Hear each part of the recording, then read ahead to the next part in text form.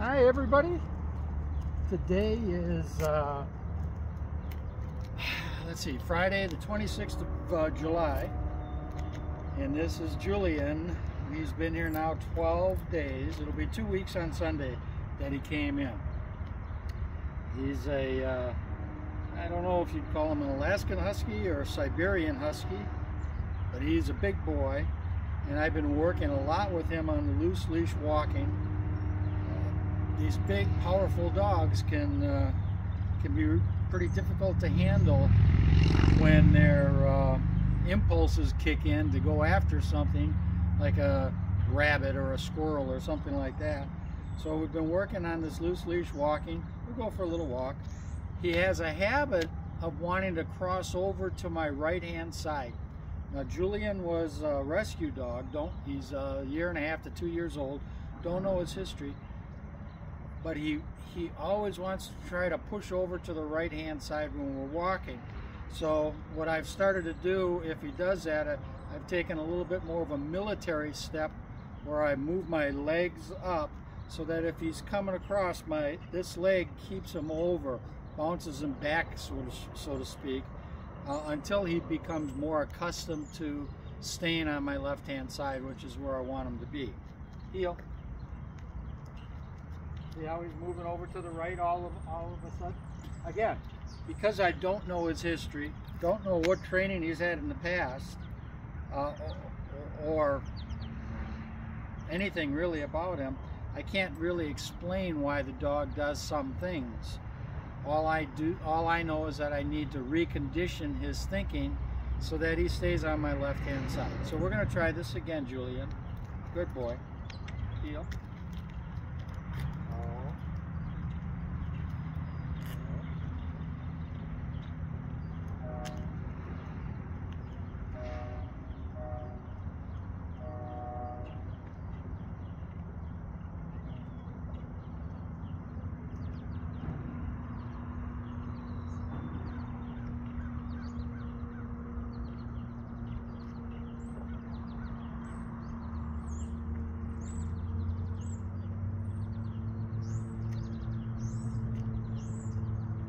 Some of you at home might be saying, well, what's the difference, Mike, if he wants to be on the right-hand side versus the left-hand side? There is no difference. The proper protocol when you're walking the heel position is the left-hand side.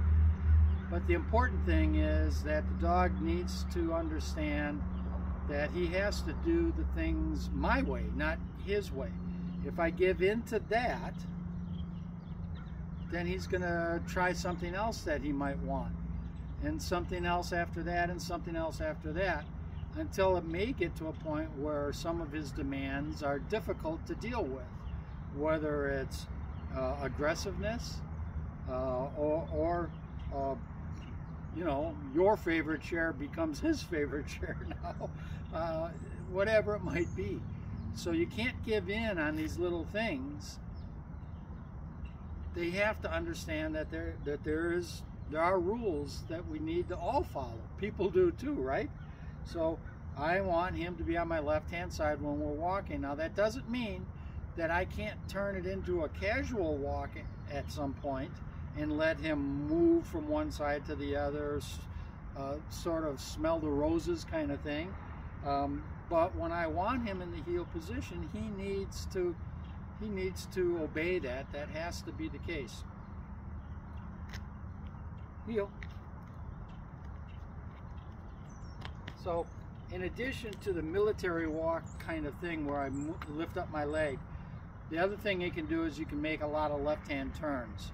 So on that previous walk I was doing more of the military walk. On this walk I'm going to do a few left-hand turns. Heel.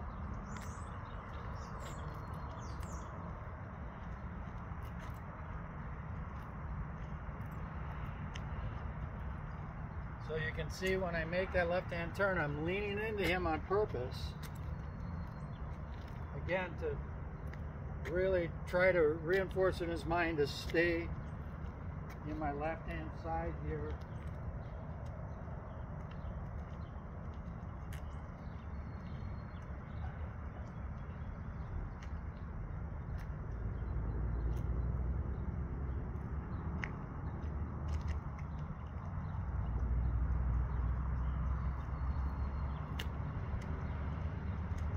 Julian first came here about 12 days ago,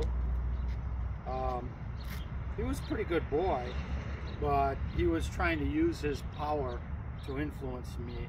He's not doing that now. He's not trying to push me around or pull me around, but he still is trying to get his way. So I have to just continue to reinforce this.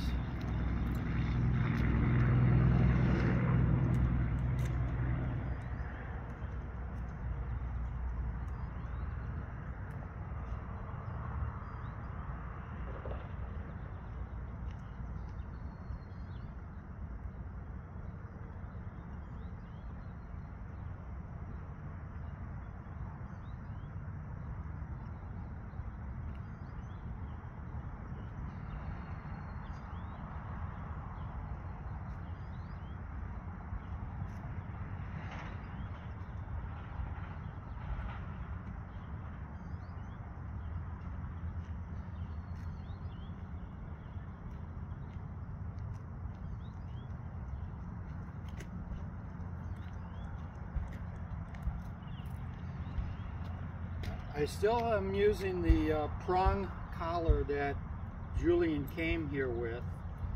I wanted to have 2 full weeks of working with him, so on Sunday my plan is to start to switch over now to the regular collar. I'll leave the prong collar on him, but I'll use the other collar, and then after a while, if that goes well, then I'll take the prong collar off him completely. The reason that I'll keep the prong collar on him, even if I'm not using it, is he may not realize that, and just having that feeling. So if you use an e-collar on a dog, giving the dog an electric shock to keep it, say, in your yard, if I press the electric current too soon after I put the e-collar onto a dog, they recognize that it's the collar.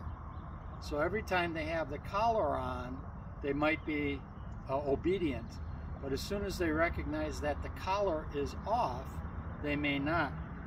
Same thing can happen with a prong collar. He may only be willing to obey me because he's got the prong collar on. When I take it off of him completely, he may not. I don't know.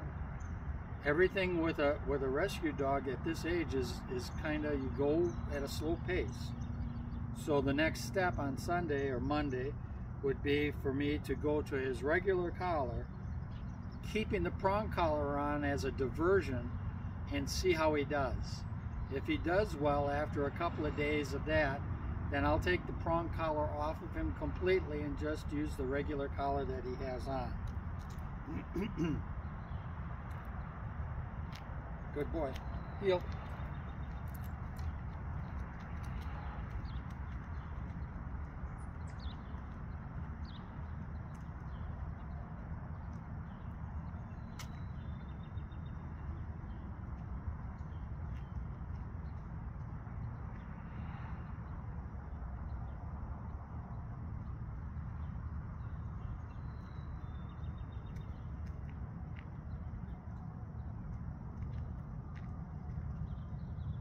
Really is a sweet boy. He's got a real nice temperament. For such a big, strong dog, he really doesn't try to take advantage of that at all. Right? Sit.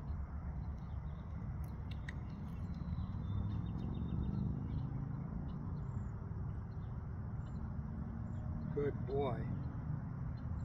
Good boy. Stay. Julian. Good boy, Julian. Sit. Sit.